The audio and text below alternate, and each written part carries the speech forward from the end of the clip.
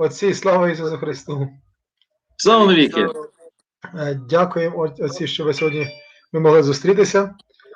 Я надіюся, що хтось таки буде дивитись, але якщо ні, то все одно будемо мати гарну, корисну розмову хоча б для нас самих. А як же ж? Та й таке. Вітаю вас сьогодні чи вчора із святом введення в храм Пресвятої Богородиці. І почнемо якраз із молитви. В ім'я Отця і Сина Святого Духа, амінь. В ім'я Отця і Сина Святого Духа, амінь. В ім'я Отця і Сина Святого Духа, амінь. Отче наш, що єси на небесах, нехай святиться ім'я Твоє, нехай прийде царство Твоє, нехай буде воля Твоя, як на небі, так і на землі. Хліб наш насущний дай нам сьогодні, і прости нам провини наші, які ми прощаємо винуватцям нашим. І не веди нас у спокусу, але визволи нас від лукавого. Бо Твоє є царство і сила і слава, Твоє царство і сила і слава Отця і Сина Святого Духа, нині повсякчас на віки вічні. Амінь. Господи, помилуй, Господи, помилуй, Господи, помилуй. Отче, декане, благослови. З нами Бог своєю благодаттю, чоловіколюбством завжди, нині, повсякчас, на віки вічні. Амінь. Амінь. Всього доброго вам. На многі літа. На многі літа, так. As always, we ask people to make a comment which language would you prefer us to make a discussion. Як завжди, просимо подати в коментарі, яку ви мову вважали б, щоб ми мали про нього на цій мові дискусію. Ми почнемо з української мови, чи we start with Ukrainian language. Вітаю всіх вас, чи вітаємо всіх вас з святом введення в храм Пресвятої Богородиці. І якраз, отже, ви маєте два екрани. Ні, один екран. Добре. І якраз вітаючи вас з цим святом, хотів сказати, що було б варто поділитися тропарем цього свята, правда ж? І значить, сьогодні перед зображення Божого благовоління і спасіння людей проповідання. У храмі Божому Діва ясно з'являється і про Христа всім предвіщає. Їй же голосно заспіваємо, радуйся промислу сотворителя сповнення. Амінь. Амінь. Добре. Я хотів би поговорити якраз. So once again, we just wanted to ask you if you would let us know which language you would like us to use, Ukrainian or English, and we will try to accommodate you to the maximum of our capacity or ability. Я хотів, отче Ігоря чи отче Володимира, також поговорити. English, please.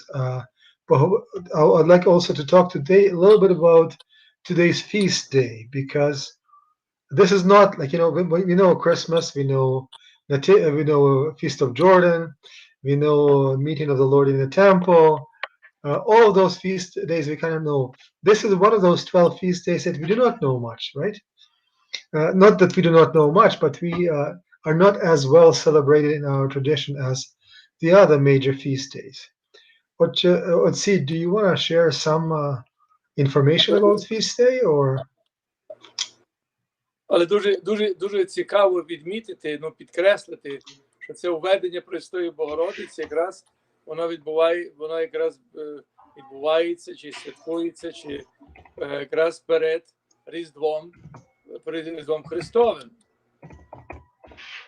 It is celebrated mostly before the feast of the Nativity of Christ. Yes. I'm translating for Father because Father insists on Ukrainian, which is acceptable. Yes, well, yes. I'll translate. Go ahead. Так, я кажу, властиво, якраз чому воно якраз святкується якраз перед why it is celebrated, before nativity of Christ, not after, not before. You're answering that, or you're just asking the question? Я питаю питання, так. Okay, well. Igor, if you do not mind me, I'll just partially partially talk about this feast day. Of course, please do. And then I'll please complete me because of the probably some gaps in my knowledge, or huge gaps in my knowledge in that fast. As I mentioned it before, that feast day, entry of Theotokos into the temple, is not as well celebrated, at least in our tradition, in the Slavonic tradition, it's interesting that when you look for it, that generally about Mother of God, the Theotokos, we know about her birth, right? We know about her cousin, right, Elizabeth, who gave birth to John the Baptist. We know also that the parents of Mother of God, Joachim and Anna, right? We've frozen. Oh, can you hear me? Gotcha. There was a bit of a freeze. Now it's okay again. So the parents of the Theotokos, праведні Joachim and Anna, так? Yes. So when they were asking for a child for a long time, and I guess at the age of 3 years of age, Joachim and Anna decided to dedicated Mary to serving to God, right? Would you say that it was equivalent to someone who decided to give a child to the monastery or something like that, or to the special education into the temple? What would you compare it in our times, Oche? Let's see. Well, first of all, the historical basis for this feast day is it doesn't exist really, because the idea of bringing a little girl at the age of 3 to the temple, what would they do? It was not a monastery, so most likely. This is celebrated the celebration comes from the Church of Jerusalem. It was held there. So on the basis of that, there are those that say, no, this really did happen. That's why the Church of Jerusalem celebrated it, and that's why it was spread to the rest of the church, that it really did happen. But it would be highly unusual. The particular part that is most unusual is the fact that the message about the feast, that when she was brought to the temple, that the high priest himself came out to greet her, and he brought her into the temple. And in Jerusalem, it was a gradual entrance into the deeper and deeper into the mystery of God. Right. First of all, there was the court of the Gentiles. Anybody could go there. Non-Jews could go there. Then the next entrance would be the court of Israel, and there only the court of the women. The court of the women, and there women could go in, but only Jewish women could go in there. So they go in there. Then the next court is the court of Israel. And there, even the Jewish women are not allowed to go in. Only the males can come into the court of Israel. Then there is the temple itself, and of course that was part of it. And in the temple there was a place called the Holy of Holies. And into the Holy of Holies, only the priest could go in, right?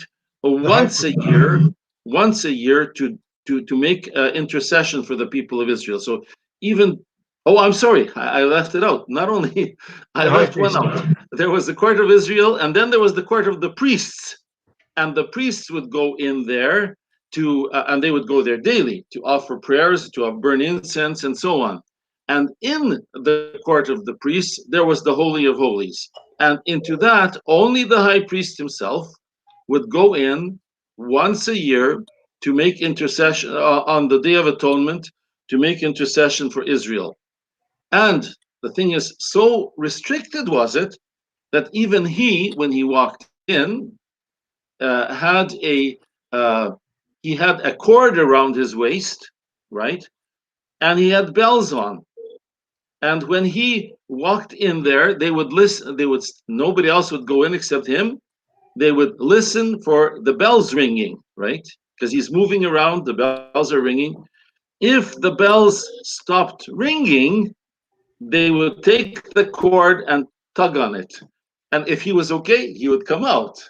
If he wasn't okay, that meant that the grace of God, or the power of God, the power of God which dwelt in their in the days of Moses as a glowing cloud, the power of God, they said he was not worthy when he walked in, and he died as a result of that. So then they would pull on the cord and pull out the body. Now, did that ever happen? I don't know, but that's what is said to show how restrictive this Holy of Holies is, right? Yet in the story of this feast of the entrance of the Theotokos into the temple, it is said that the high priest brought her into the court of the women, into the court of the priests, into the court of Israel, into the court of the priests, and into the Holy of Holies, which is... And the high priest was Zacharias at that point in time. Yeah, that was Zacharias, right, exactly. And it is incredible that such a thing would have happened, right? Incredible.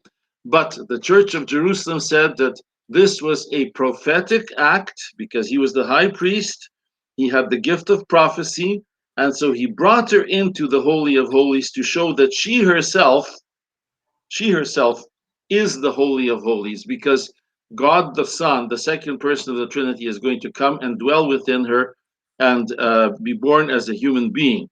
So in a sense, what it means is that this old temple of Israel, which is wonderful and beautiful and sacred, is being replaced by this living temple, which is the Theotokos. And the Theotokos herself is a type of the church, right?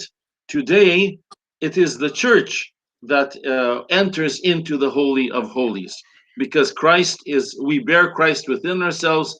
Through us, the church, Christ acts and works his wonders in the world, which is what he came to do.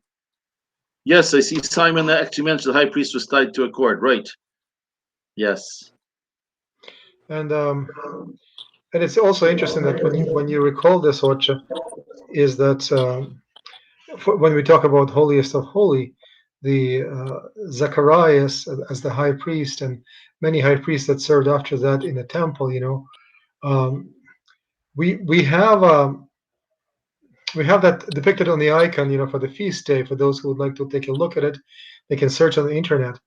What is very interesting is that now that quite often at the back of the altar in the churches, there's a big icon there that's called the platetera, right?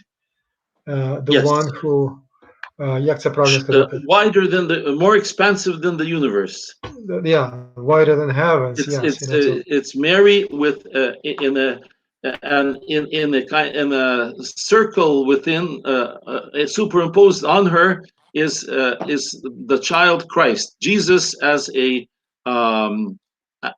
child blessing the world, and yes, that's called and she's called more expansive than the universe because it is the universe is created and contained by God, right?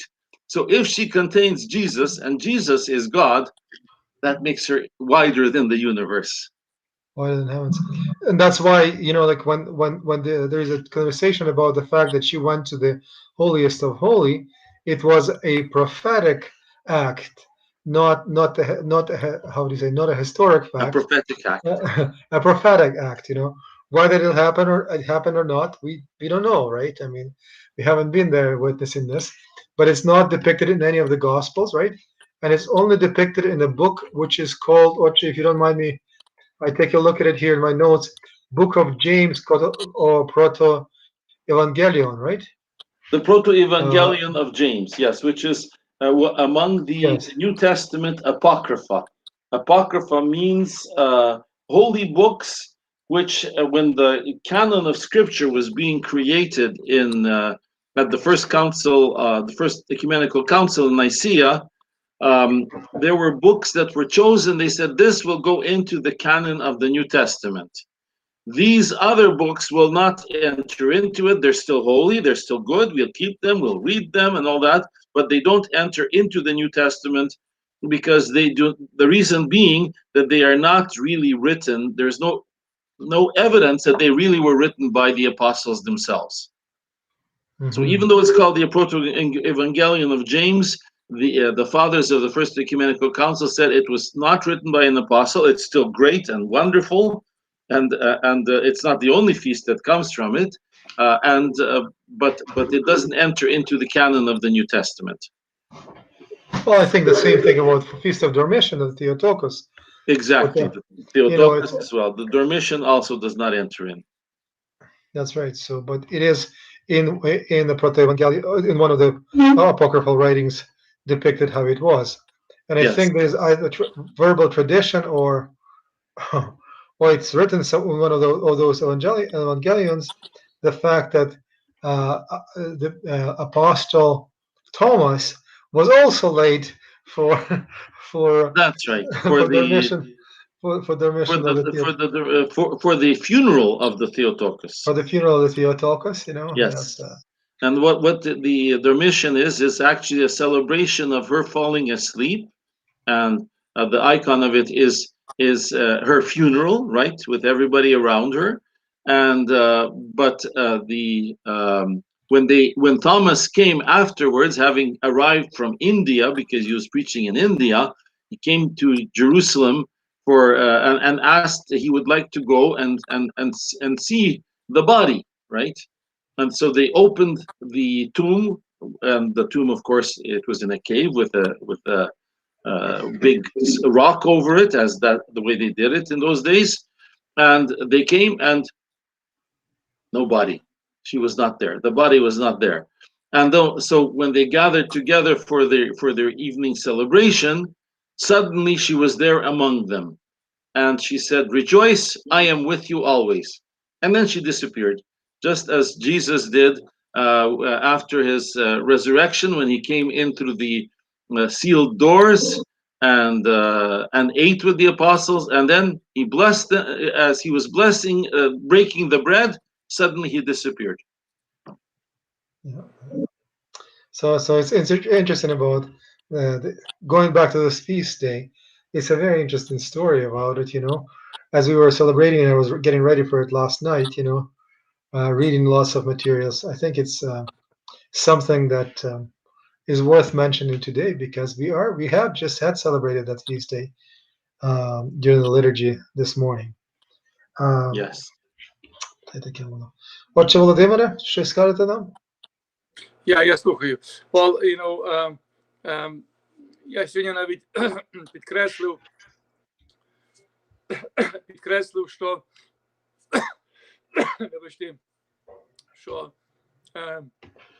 якими Іоанна, які батьки Марії, вони фактично дотрималися обітниці і посвятили свою дитину, як їм фактично не було можливо боляче віддавати єдину дитину в храм і залишити там, але наскільки вони любили Бога, наскільки вони тримали своє слово, обітниці, що вони, хоч звичайно, що Бог мав план мав над спасіння людства. Властиво, я десь читав, що каже, що через жінку прийшло гріх в світ, і через жінку прийшло спасіння. І властиво, якраз Бог готував цей план спасіння, якраз народження Сина Божого, і вони виконали цю обітницю.